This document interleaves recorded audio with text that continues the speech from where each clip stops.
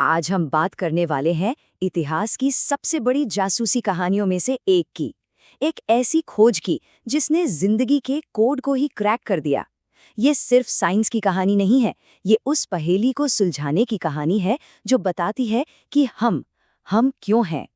ये सवाल सोचिए जरा, हजारों सालों से बड़े बड़े फिलोसोफर्स, वैज्ञानिकों और हम जैसे आम लोगों को भी परेशान करता आया है। और ये कोई किताबी सवाल नहीं है ना? ये तो हमारे होने, हमारे वजूद के दिल में बसा है। तो चलिए शुरू करते हैं ये कमाल का सफर। तो ये कहानी शुरू कहाँ से होती है? आपको शायद हैरानी होगी कि इसकी शुरुआत किसी लैब में नहीं हुई। नहीं, इसकी शुरुआत हुई हमारे बहुत बहुत पुराने पूर्वजों के साथ। कह सकते हैं कि वो पहले अनजाने जेनेटिसिस्ट थे। वो एक ऐसा खेल खेल रहे थे जिसके नियम उन्हें पता नहीं थे, पर फिर भी वो कमाल के कामयाब थे। जरा इस टाइमलाइन को देखिए। सबसे हैरान करने वाली बात क्या है पता है? वो है समय का फासला। हम करीब करीब 10,000 साल से पौधों और जानवरों की ब्रीडिंग कर रहे थे, और किसी को ये पता तक नहीं था कि ये सब होता कैसे है। ये तो बस अंदाजे और गहरी नज़र रखने की एक ज़बरदस्त कहानी है।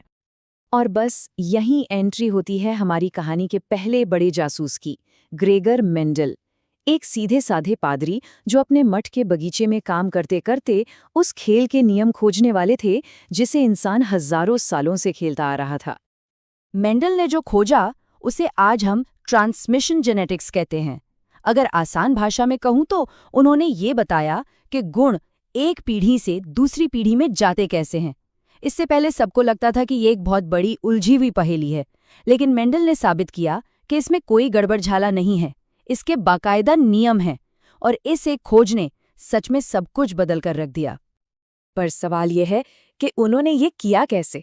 जवाब है कमाल के सब्र और बहुत ही बारीकी से हर चीज का हिसाब रखकर। उन्होंने हजारों मटर के पौधों पर काम किया, एक एक गुण को ट्रैक किया, और ऐसा करते करते उन्होंने जेनेटिक्स के पूरे साइंस की नींव रख दी। और सबसे दुख की बात जानते हैं क्या है? उनके जीते जी किसी ने उनकी इस खोज पर ध्यान तक नहीं दिया। दशकों तक उनका काम यूं ही पड़ा रहा। तो ठीक है, मेंडल ने हमें नियम तो दे दिए, पर एक बहुत बड़ा सवाल अब भी हवा में था। आखिर वो क्या चीज थी जो इन नियमों को फॉलो कर रही थी? हमारे सेल्स के अंदर ऐसा कौन सा राज छुपा था जो ये सारी जानकारी एक से दूसरे तक ले जा रहा था? अब हमारी जासूसी की कहानी माइक्रोस्कोप के नीचे मोलिक्यूलर लेवल पर पहुंच चुकी थी। 19वीं सदी में हुई कुछ और खोजों ने इस जांच का दायरा थोड़ा छोटा कर दिया। वैज्ञानिकों को ये तो समझ आ गया कि विरासत के लिए जो भी चीज जिम्मेदार है वो सेल की न्यूक्लियस यानी केंद्रक के अंदर है। मतलब क्राइम सीन तो मिल गया था, अब बस मुजरिम को पकड़ना बाकी था।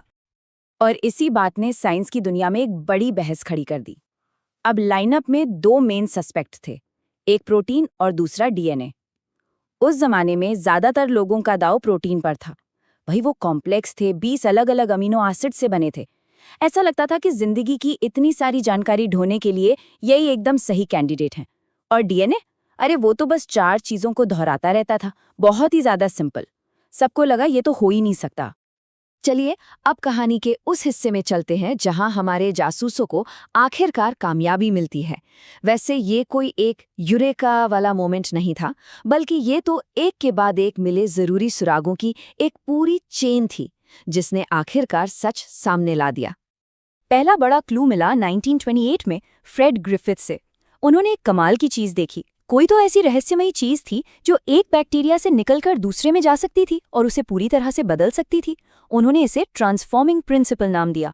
मतलब ये तो साबित हो गया था कि कोई मॉलिक्यूल है जो जानकारी लेकर जा सकता है, पर वो मॉलिक्यूल कौन सा था ये किसी को नहीं पता था।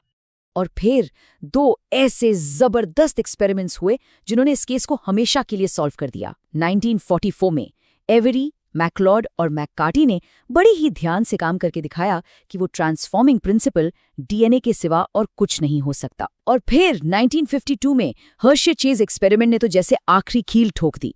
उन्होंने बड़े ही शानदार तरीके से साबित किया कि जब एक वायरस किसी सेल पर हमला करता है तो वो अपना डीएनए अंदर डालता है, प्रोटीन नहीं। बस केस क्लोज्ड, हमारा मुजरिम डीएनए ही था। लेकिन रुकिए, कहानी में अभी एक और ट्विस्ट बाकी था। ये जानना कि मुजरिम डीएनए है एक बात थी, पर यह समझना कि वो अपना काम करता कैसे है ये बिल्कुल दूसरी बात थी। और यहीं पर सामने आती है वो आखिरी और सबसे शानदार खोज। वॉटसन और क्रिक ने रोज़ैलिंड फ्रैंकलिन के बहुत ज़रूरी एक्सरे डेटा की मदद से पहेली का आखिरी टुकड़ा भी जोड़ दिया, और वो था मशहूर डबल हेलिक्स। ये सिर्फ एक मॉलिक्यूल नहीं था, ये तो एक खूबसूरत घुमावदार सीढ़ी जैसी थी जिसके धागों में जिंदगी की पूरी किताब लिखी थी। फाइनली कोड क्रैक हो चुका था। डबल हेलिक्स की उस खोज ने जैसे दरवाजों का एक पूरा सैलाब खोल दिया। ये सिर्फ एक पहेली सुलझाना नहीं था, इसने तो ज्ञान और टेक्नोलॉजी का एक ऐसा धमाका किया जो हमें सीधा आज के जीनोमिक युग में ले आया। एक बार फिर इस टाइमलाइन पे नजर डालिए, प्रोग्रेस की रफ्तार देखिए, दिमाग घूम जाएगा। 1953 में डीएनए का स्ट्रक्चर पता चला, और उसके महज 50 साल बाद 2003 तक हमने पूरा ह्यूमन जीनोम पढ़ लिया। सोचिए, सिर्फ 50 साल के अंदर हम एक मॉलिक्यूल की तस्वीर देखने से लेकर जिंदगी की पूरी इंस्ट्रक्शन मैनुअल पढ़ने तक पहुंच गए। और हाँ, ये सब सिर्फ किताबों की बातें नहीं है। इस जासूसी कहानी का असर आज हमारी जिंदगी में हर जगह है। जीन थेरेपी हो, या फिर किसी के डीएनए के हिसाब से बनी दवाइयाँ, यानी पर्सनलाइज्ड मेडिसिन, या फिर फोरेंसिक्स, ये समझ बायोलॉजी और मेडिसिन के हर कोने में क्रांति ला रही है। अब जरा एक पल के लिए इस आंकड़े के बारे में सोचिए।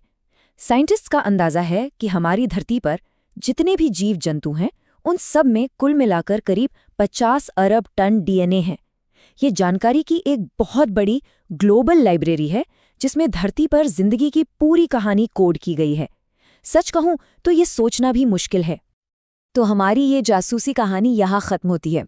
हमने गुजरे कल का कोड तो तोड़ लिया है, और इस जानकारी ने हमें जिंदगी की कहानी में फेरबदल करने की ताकत दे दी है।